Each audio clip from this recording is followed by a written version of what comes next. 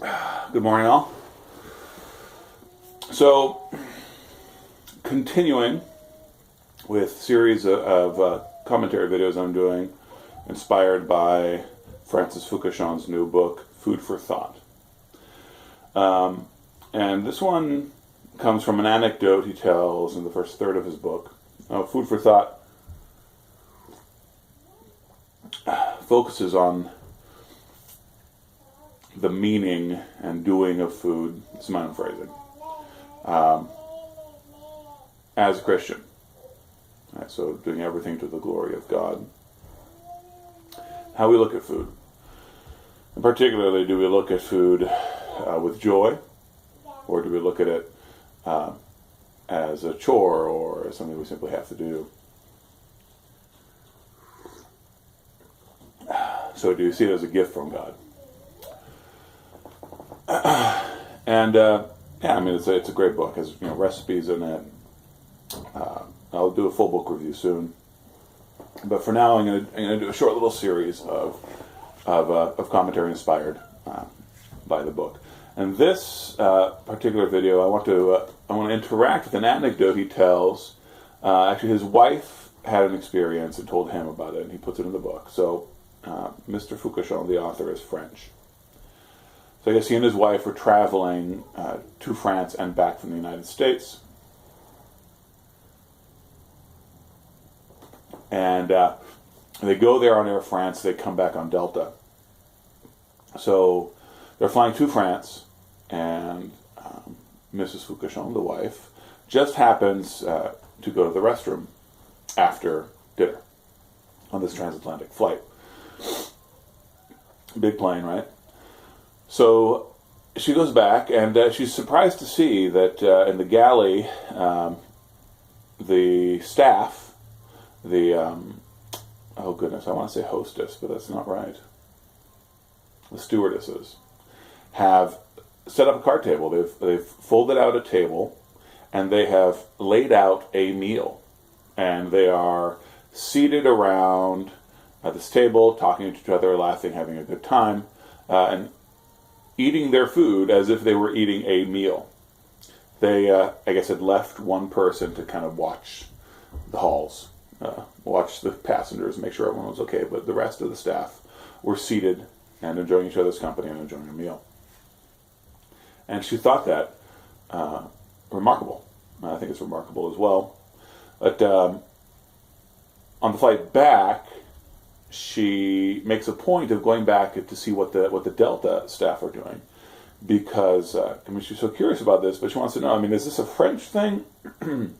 Or is it more that, is this something that flight crews do on transatlantic flights? How much of this is actually something I could draw conclusions from, right? Pardon me.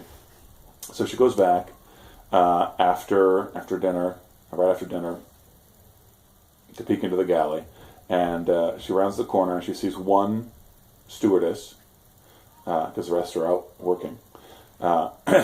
One stewardess stuffing her face with a quick little something to get by on, in the dark. Now, the author of the book tells this story to illustrate the difference between the French approach to food and the American approach to food, and I think it does very wonderfully illustrate that.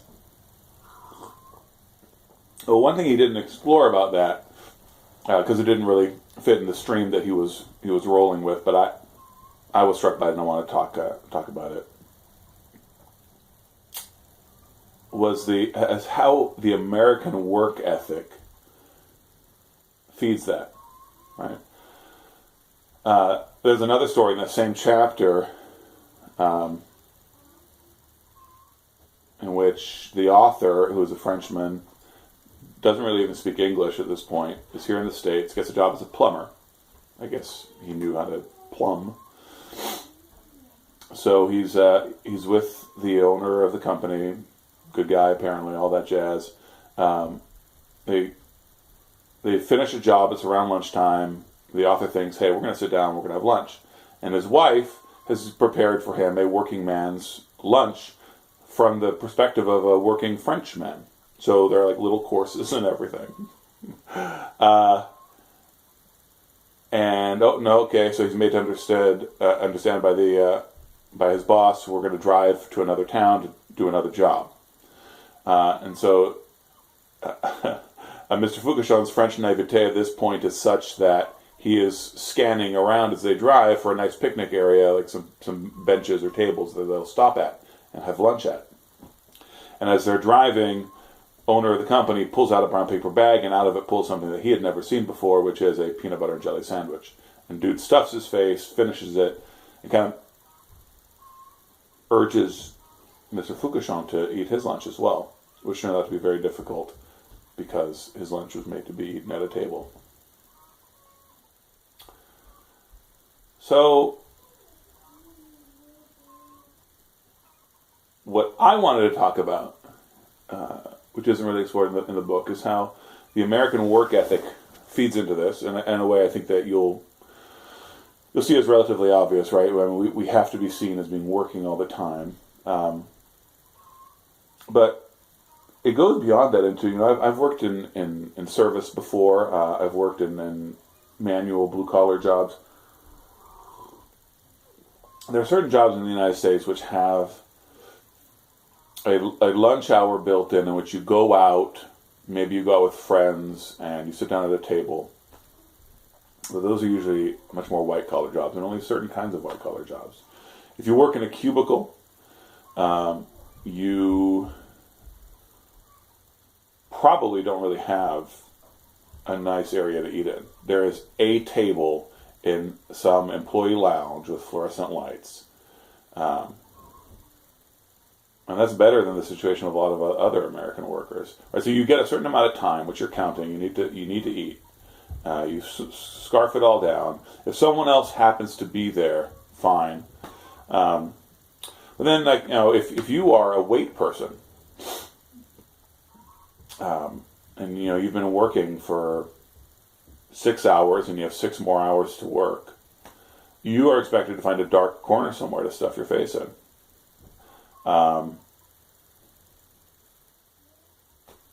If you're a blue-collar worker or a manual worker, it's not necessarily in a factory, you might not be given any time to eat at all. You might have that experience with the plumbing experience that Mr. Foucachon had, where you're just expected to stuff your face at some point. Eating while you're on the road is ideal, right? Because you had to drive anyway. The clock is ticking, you're not making any money, but you have to do this unnecessary thing, or this necessary thing of getting from one job to another, so eat now. So,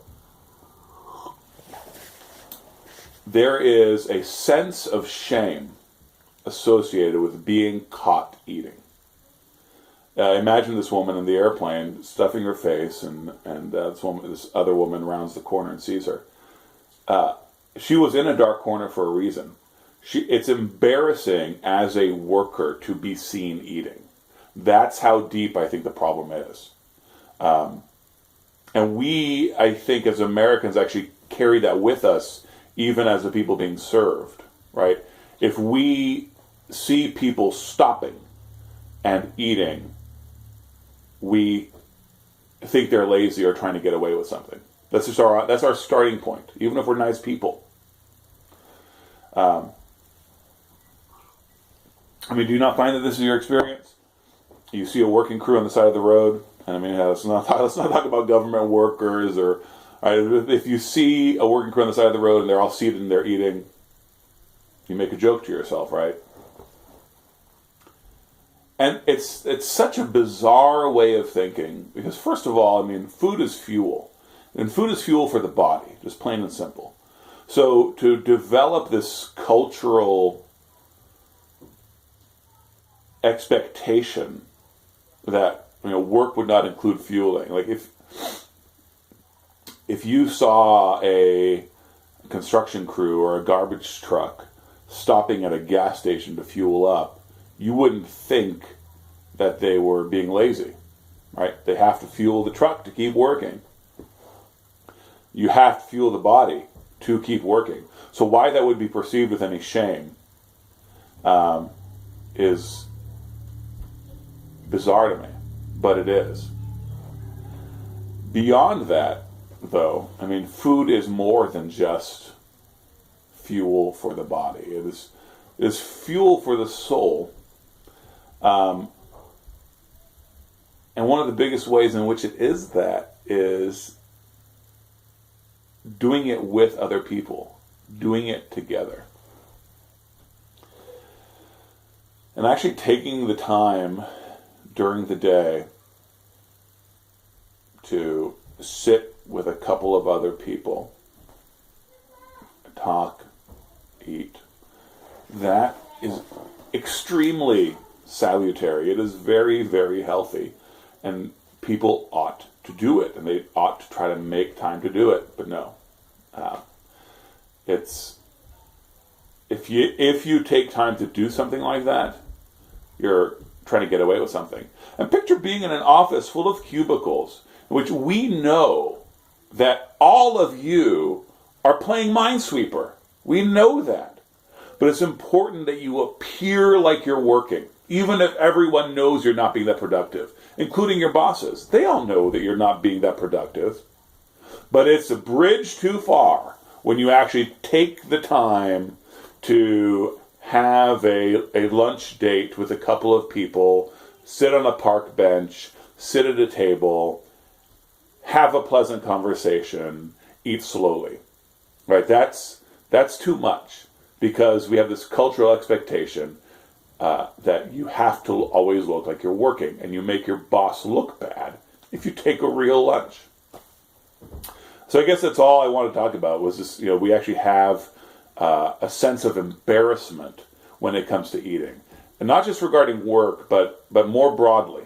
So if you agree with me, maybe think about how having a sense of shame in eating, how that might affect other parts of our food life as Americans. But I am going to kind of cut this video short. We are arriving at a natural end, I think. I want to give you a teaser for the next video, which will not be about food or food for thought. I want to talk about decadence. I want to talk about morality. I want to talk about nasal snuff. Now, here's what we're going to do as I go ahead and knock some out. Oh, there we are. And refreshing in a Jane Austen sort of way. So I just sniffed up some tobacco. Now here's what we're going to talk about. Sharpen your tobacco rhetoric swords, my people. Let's get ready to make war on each other and leave no survivors. I want to talk about why smoking is naturally more morally upright than snorting snuff, than sniffing snuff. So, smoking as upright, snuff as morally decadent. That is where I am going to go. So please, all of you, make ready to make war on each other. Let's have a flame war in the comment sections in which we all attack one another for being hateful tobacco snobs. I hope you guys are ready for that, because it's going to be an awesome good time. So next video will be that. Meanwhile, happy smoking, happy snuffing, happy eating. Cheers, y'all.